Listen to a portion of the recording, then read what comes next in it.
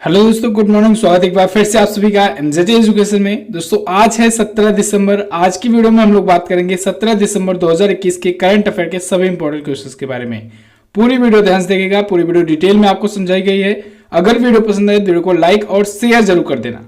Channel को subscribe कर लो, bell icon को प्रेस कर लो, जिससे आने वाली वीडियोज का नोटिफिकेशन आप तक पहुंचता रहे। इस वीडियो की पीडीएफ फाइल और डिटेल्स के साथ क्विज मिलेगी आपको हमारे एप्लीकेशन एमजेटी ऐप पर। तो गूगल प्ले स्टोर पर आपको जाना है और एमजेटी ऐप डाउनलोड कर लेना है। वहीं से आप फ्री में क्विज सॉल्व कर सकते हो, बहुत सारे स्टडी मटेरियल्स पा सकते हो, बहुत सारे ई बुक्स का फायदा उठा सकते हो। चलिए बात करते हैं लास्ट डे के क्वेश्चंस की। लास्ट डे का मेरा पहला क्वेश्चन था आपसे, टाइम मैगजीन 2020 का पर्सन ऑफ द ईयर कैसे चुना गया। तो 2020 का पूछा गया है। 2020 में जो बाइडेन और कमला हैरिस यानी अमेरिका के प्रेसिडेंट और वाइस प्रेसिडेंट, इन दोनों को चुना गया था। 2021 का पूछा जाए तो आप एलन मस्क बताएंगे।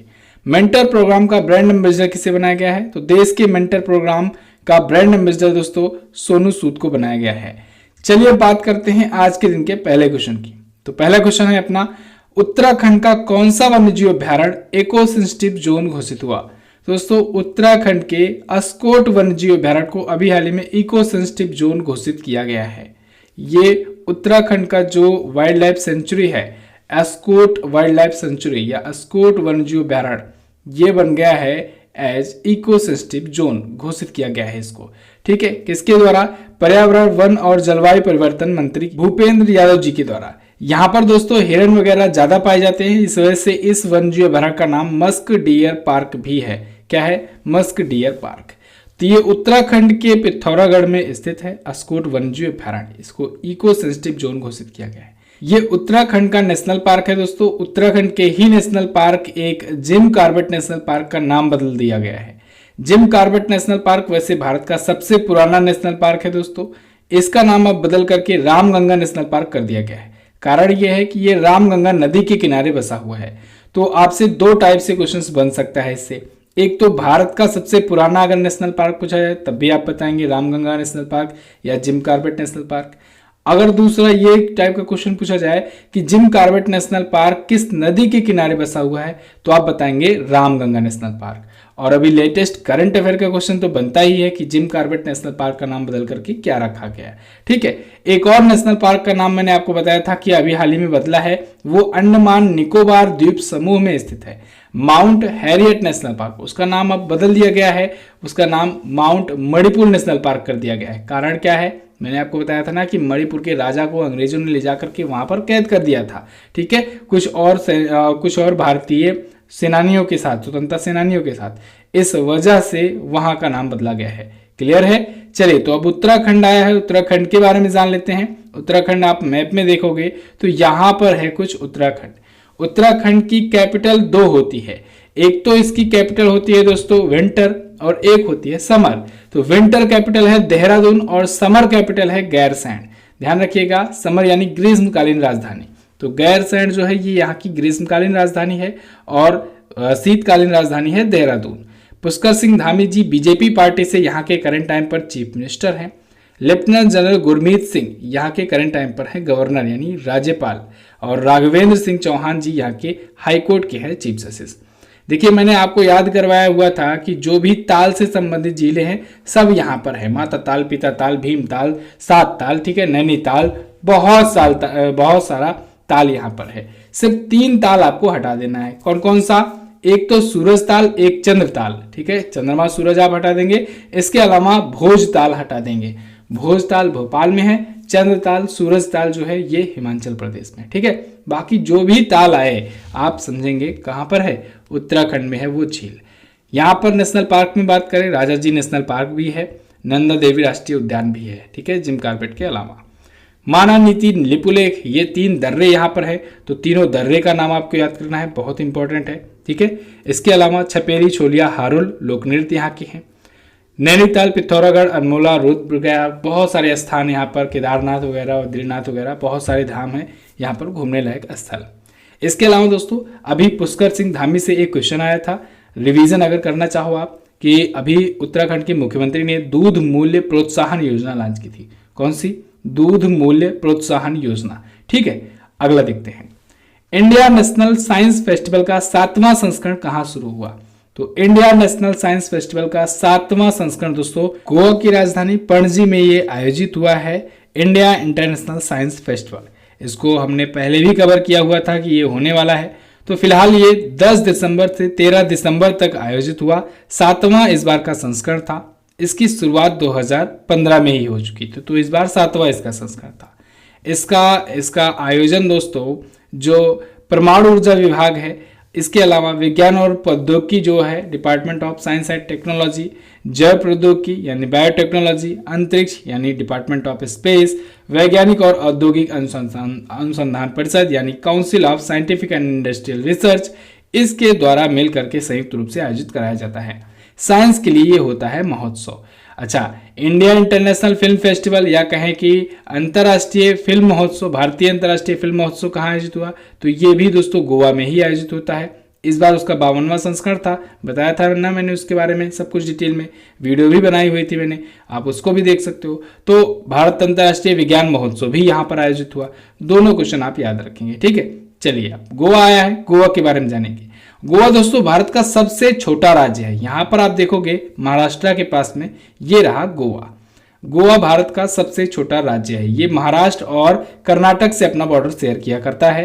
पणजी इसकी राजधानी है। प्रमोद सावंत जी बीजेपी पार्टी से यहाँ के हैं चीफ मिनिस्टर। गवर्नर है PS श्रीधरन पिल्लई और दीपांकर दत्ता ये बॉम्बे हाईकोर्ट के चीफ जस्टिस हैं। बॉम्बे हाईकोर्ट ही गोवा का भी हाईकोर्ट लगता है, तो यहाँ के भी ये चीफ जस्टिस हुए।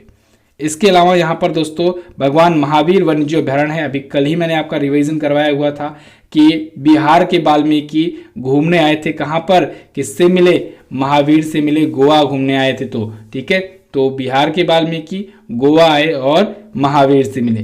तो वाल्मीकि नेशनल पार्क बिहार में और महावीर नेशनल पार्क गोवा में, ठीक है। इसके अलावा यहाँ पर देखिए घोड़मोदनी, द डेलो, दिवाली नाच, ये सभी यहाँ के करंट टाइम पर जो लोक नृत्य हैं फेमस है वहाँ पर। अगला क्वेश्चन देख लेते हैं। निजी इस्तेमाल के लिए भांग को मंजूरी देने वाला पहला यूरोपीय राष्ट्र कौन बना, तो वो बन गया है दोस्तों माल्टा। माल्टा एक यूरोपियन कंट्री है और इसने निजी इस्तेमाल के लिए भांग को, गांजे को मंजूरी दे दिया है। एक लिमिट तक यूज किया जा सकता है, ठीक है। प्रति व्यक्ति 7 ग्राम तक यूज कर सकता है भांग, ठीक है, या नशीला पदार्थ या गांजा कह सकते हैं हम लोग, ठीक है, देसी भाषा में। तो 7 ग्राम तक का यूज करने पर कोई दिक्कत नहीं है वहां पर। इसके अलावा घर में अपने 4 पौधे तक भी वो उगा सकता है। 4 पौधे लगाए, इससे ज्यादा न लगाए। अब भाई ये यूरोप की बात है तो यहाँ पर लोग ईमानदार हैं, भारत में तो ऐसा होगा नहीं। इस देश का कहना यह है कि अगर आप इससे ज्यादा यूज करते हो, 7 ग्राम से ज्यादा का भांग का सेवन करते हो, या फिर आपकी उम्र 18 वर्ष से नीचे है, या फिर आप 4 पौधे से ज्यादा उगाते हो, तब फिर आपको 235 यूरो का जुर्माना देना पड़ेगा, भरना पड़ेगा, ठीक है। इसके अलावा भी दंडनीय अपराध है, ठीक है। तो ये सारी चीजें हैं वहां पर। भांग को वैध बनाने वाला एक प्रकार से पहला यूरोपीय राष्ट्र बन गया है निजी इस्तेमाल के लिए, लेकिन ठीक है, कोई कॉमर्शियल यूज के लिए नहीं किया जा सकेगा। बच्चों के सामने ड्रग का सेवन भी नहीं करना है, ठीक है। इतनी सारी कंडीशन है, इसके बाद वैध है। अब माल्टा आया है, चलिए मैं आपको वर्ल्ड मैप में दिखाता हूं माल्टा है कहां पर। तो वर्ल्ड मैप में देखिए, सबसे पहले ये रहा अपना प्यारा भारत, और मैंने आपको शुरू में ही बताया यूरोपियन कंट्री है। तो आ जाते हैं यूरोपियन कॉन्टिनेंट की तरफ। इस साइड आप आएंगे, देखिए ये है यूरोप। यूरोप में दोस्तों आप सबसे पहले आने के बाद इस पूंछ वाले देश के पास आएंगे। पूंछ वाला देश है कौन सा, इटली है, ठीक है। इटली में ही यहाँ पर नीचे देखेंगे तो बहुत ही छोटी सी कंट्री है माल्टा, ये रही, ये है माल्टा, ठीक है। यहाँ की कैपिटल क्या होती है, यहाँ की कैपिटल होती है दोस्तों वेलेट्टा। क्या होती है, वेलेट्टा। कहाँ गया वेलेट्टा, कैपिटल ये रहा वेलेट्टा, ये यहाँ की कैपिटल होती है। यहाँ की करेंसी होती है यूरो, और यूरो में ही जुर्माना लगा रहा है तो यूरो ही करेंसी होगी, ठीक है। यहाँ के प्रेसिडेंट कौन है, तो यहाँ के करंट टाइम पर प्रेसिडेंट है दोस्तों जॉर्ज वेल्ला। कौन है, जॉर्ज वेल्ला। जॉर्ज वेल्ला यहाँ के करंट टाइम पर प्रेसिडेंट है, यानी राष्ट्रपति हैं। अगला क्वेश्चन देख लेते हैं। अगला है लोकरंग महोत्सव की मेजबानी कौन सा शहर करेगा। तो लोकरंग महोत्सव दोस्तों आयोजित हो रहा है जयपुर में। जयपुर को हम लोग पिंक सिटी के नाम से भी जानते हैं, और जयपुर राजधानी है राजस्थान की। तो यहाँ पर लोक रंग महोत्सव आयोजित किया जा रहा है बड़े धूमधाम से। 11 दिवसीय ये महोत्सव है, यानी 11 दिनों तक ये आयोजित हो रहा है। 16 दिसंबर से शुरू हो रहा है, 26 दिसंबर तक ये आयोजित होगा। इस बार 2 वर्षों के बाद आयोजित किया जा रहा है ड्यू टू पैंडेमिक। जवाहर कला केंद्र जयपुर में ये आयोजित हो रहा है।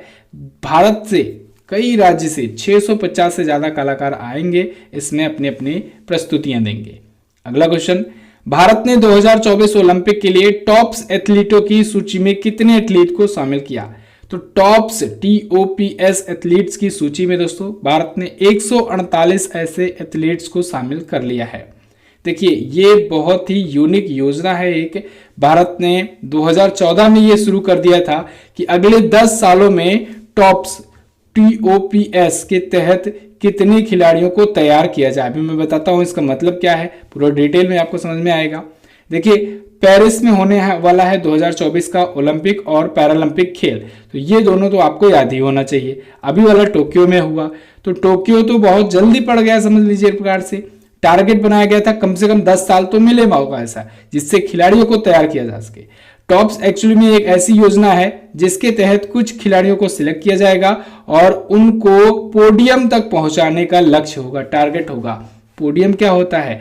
पोडियम होता है दोस्तों जो ऐसे बना नहीं रहता है जहां पर खिलाड़ी खड़े होकर के मेडल ग्रहण करते हैं, तो इसी को पोडियम बोला जाता है।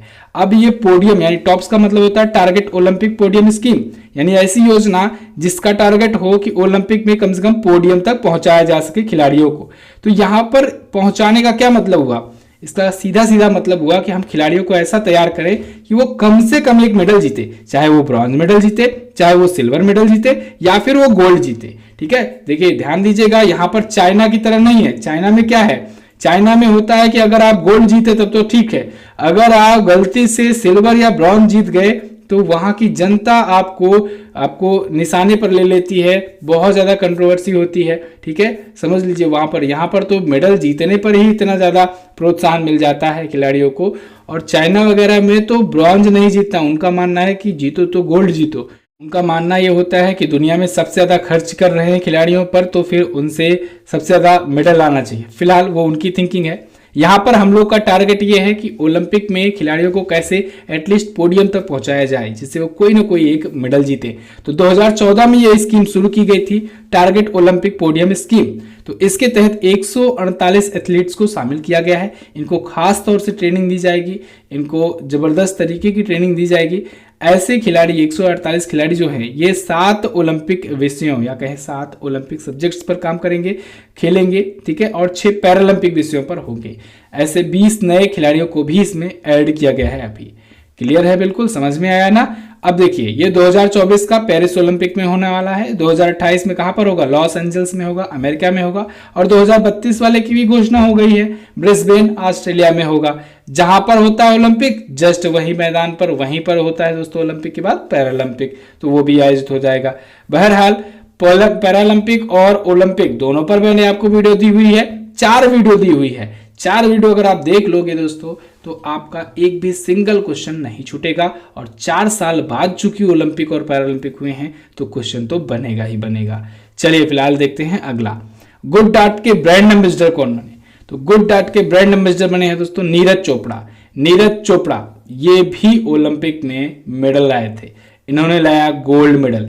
इकलौते ऐसे खिलाड़ी जो इस बार गोल्ड मेडल जीते, और भारत के इतिहास में इकलौते ऐसे खिलाड़ी जिन्होंने एथलेटिक्स में भारत को गोल्ड दिलाया हुआ है। नीरज चोपड़ा हरियाणा के रहने वाले हैं। इन्होंने 87.58 मीटर की दूरी तक भाला फेंका और इसके बाद इनकी लाइफ बिल्कुल चेंज हो गई।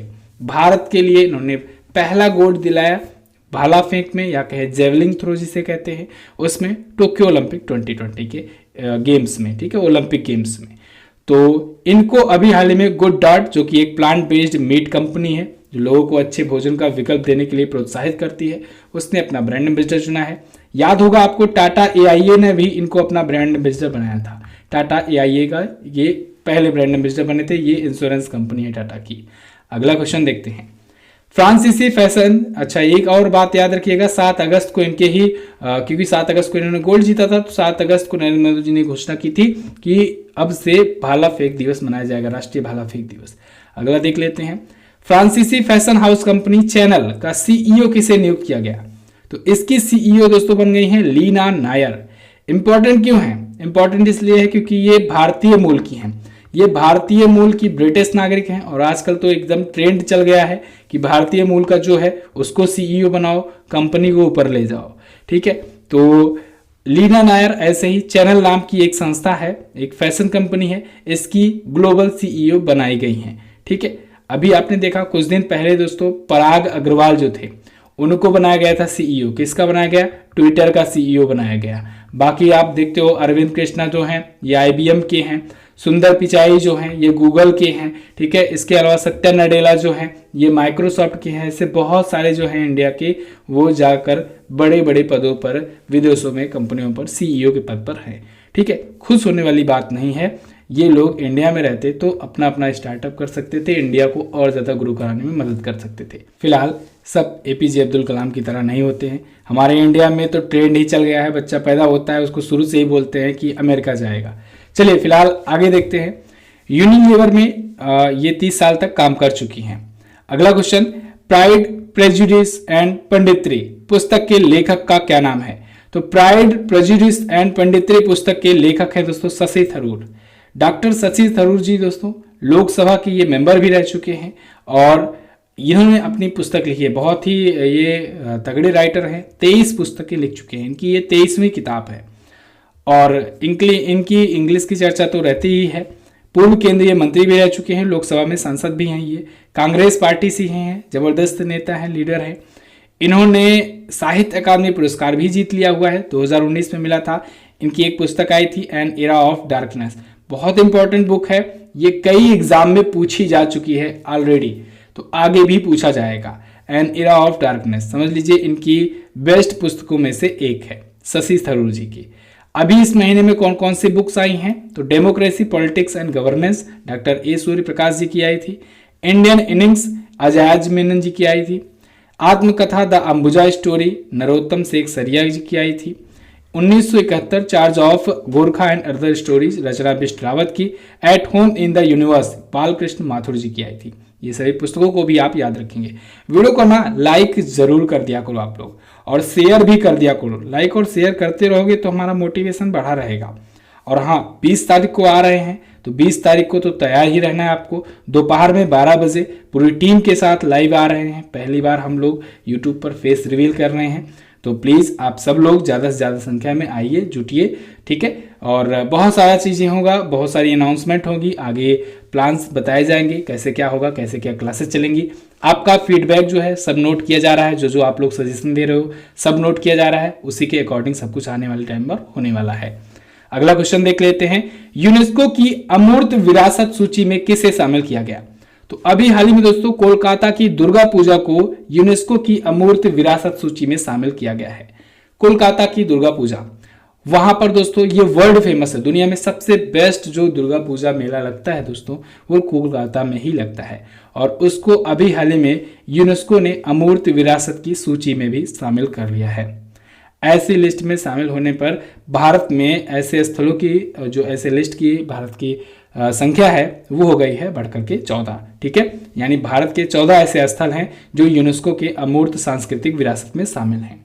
एक होता है अमूर्त सांस्कृतिक विरासत, एक होता है दोस्तों वर्ल्ड हेरिटेज साइट यानी विश्व विरासत। तो विश्व विरासत में भारत के 40 ऐसे स्थल हैं। ठीक है, 40 ऐसे विरासत स्थल हैं और अमूर्त विरासत की जो सांस्कृतिक विरासत है उसमें 14 हैं। ठीक है, इसके अलावा मैंने आपको रामसर साइट के बारे में बताया था कि 47 रामसर साइट हैं। ठीक है, तो वो वेटलैंड है यानी आर्द्र भूमि है, वो भी आपको याद रखना है। ये सारी चीज़ें पूछी जा सकती हैं। फिलहाल यूनेस्को के बारे में आज मैं नहीं बताऊंगा, यूनेस्को के बारे में आज आप लोग लिखोगे कमेंट करके।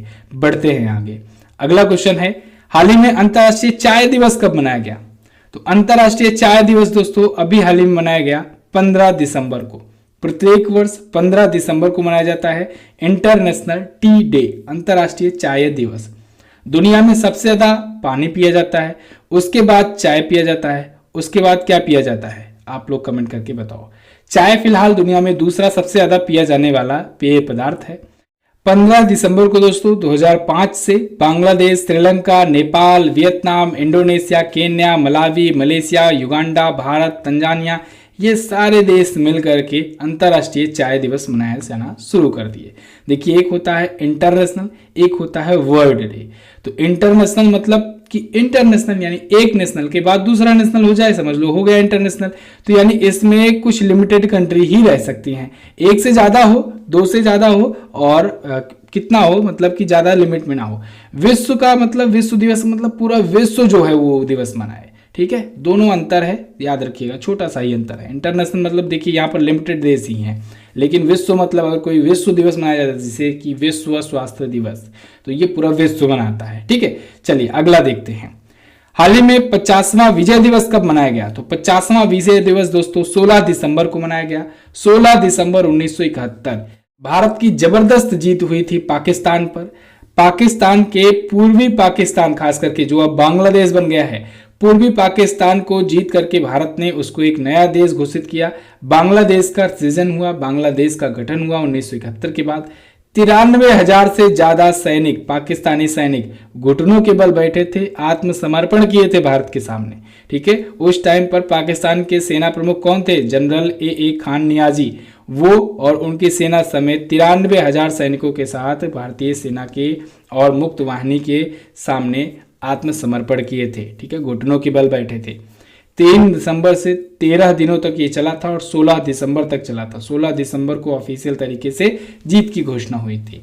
16 दिसंबर 1971, ये आप याद रखेंगे, पाकिस्तान पर भारत की भारी जीत हुई थी और इसी के बाद बांग्लादेश बना था, ठीक है। तो बस दोस्तों ये तो थे हमारे आज के दिन के टॉप 11 करंट अफेयर के क्वेश्चंस। आई होप आपको वीडियो इंफॉर्मेटिव लगी होगी, समझ में आया होगा ये सारा का सारा क्वेश्चन।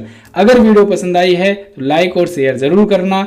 ये यहाँ पर दिवस भी मैंने दे रखा हुआ है, इसको आप पीडीएफ जाकर के एमसीटी ऐप पर डाउनलोड करोगे तो रीड कर लेना, ठीक है, जिससे आपका रिवीजन भी होता रहे साथ साथ में। और वहीं पर आपको क्विज भी दी जाएगी तो आप क्विज भी सॉल्व कर लेना। एमसीटी ऐप तो इंस्टॉल करके ही रखो आप लोग, बहुत सारा यूनिक फीचर है इसमें, आने वाले समय में बहुत सारे अपडेट भी आने वाले हैं। चलिए अब जाते जाते इन दोनों क्वेश्चन के आंसर करते जाइए। ICC player of the month का अवार्ड अगस्त के लिए किसे दिया गया? दुनिया के सबसे बड़े खादी राष्ट्रीय ध्वज का उद्घाटन कहां पर किया गया? दोनों क्वेश्चन इंपॉर्टेंट है, दोनों के बारे में आपको जो पता हो डिटेल में जरूर आंसर करना। मिलते हैं दोस्तों अगले दिन की वीडियो में, तब तक के लिए नमस्कार, जय हिंद, वंदे मातरम।